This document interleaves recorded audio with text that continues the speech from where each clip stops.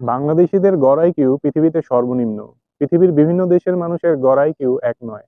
কিছু দেশ নিয়মিতভাবে বুদ্ধিমত্তা পরীক্ষায় অন্য দেশগুলোর তুলনায় একটু বেশি স্কোর করে। কিন্তু আসল প্রশ্ন হলো, এই সংখ্যাগুলো কি সত্যিই বোঝায় যে একটি দেশের মানুষ অন্য দেশের মানুষের চেয়ে বেশি বুদ্ধিমান? বাস্তবতা কিন্তু এর চেয়ে অনেক বেশি জটিল। আইকিউ বা ইন্টেলিজেন্স কোশ্চেন্ট হলো মানুষের মানসিক ক্ষমতা মাপার একটি পদ্ধতি। এটি সাধারণত কিছু স্ট্যান্ডার্ড টেস্টের মাধ্যমে নির্ণয় করা হয়। এগুলো সাধারণত যে ক্ষমতাগুলো মাপে সেগুলো হলো প্যাটার্ন চিনতে পারা, যুক্তি দিয়ে সমস্যার সমাধান, স্মৃতিশক্তি, লজিক্যাল চিন্তা, স্পেশাল বা স্থানগত বোঝাপড়া। বিশ্বজুড়ে তুলনা সহজ করার জন্য গড় আইকিউ ধরা হয় 100। বিভিন্ন দেশের কিছু মানুষকে পরীক্ষা করে সেই দেশের একটি আনুমানিক গড় আইকিউ বের করার চেষ্টা করা হয়।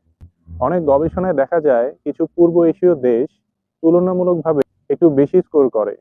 ফর এক্সাম্পল, সিঙ্গাপুর প্রায় 105, জাপান প্রায় 104, সাউথ কোরিয়া প্রায় 102, চায়না প্রায় 102।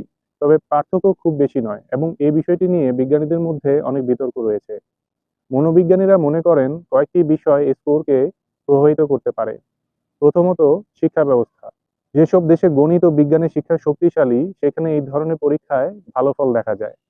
দ্বিতীয়ত, পুষ্টি ও শৈশবের স্বাস্থ্য। মস্তিষ্কের সঠিক বিকাশের জন্য শৈশবে ভালো পুষ্টি খুব গুরুত্বপূর্ণ। তৃতীয়ত, পরিবেশ। প্রযুক্তি নির্ভর ও আধুনিক সমাজে বসবাস করলে মানুষের বিশ্লেষণ ক্ষমতা বাড়তে পারে। এছাড়া সংস্কৃতি ও শেখার অভ্যাসও গুরুত্বপূর্ণ ভূমিকা রাখে। কিন্তু এখানে একটি গুরুত্বপূর্ণ বিষয় আছে। অনেক বিশেষজ্ঞ মনে করেন দেশভিত্তিক আইকিউ র্যাঙ্কিং খুবই বিতর্কিত, কারণ বুদ্ধিমত্তা প্রভাবিত হয় অনেক বিষয় দ্বারা, যেমন শিক্ষা, অর্থনৈতিক অবস্থা, সংস্কৃতি, সুযোগ সুবিধা ও পরিবেশ।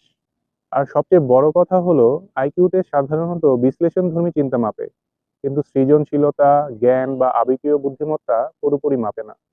তাই আইকিউ টেস্ট মানুষের চিন্তা ভাবনা সম্পর্কে কিছু ধারণা দিতে পারে, কিন্তু একটি পুরো জাতির বুদ্ধিমত্তা নির্ধারণ করতে পারে না। মানব বুদ্ধিমত্তা একটি সংখ্যার চেয়ে অনেক বেশি জটিল। আর সবচেয়ে গুরুত্বপূর্ণ সত্যটি হলো, বুদ্ধিমত্তা শুধু জন্মগত নয়, লার্নিং, কৌতূহল এবং অভিজ্ঞতার মাধ্যমে এটি বাড়ানো সম্ভব।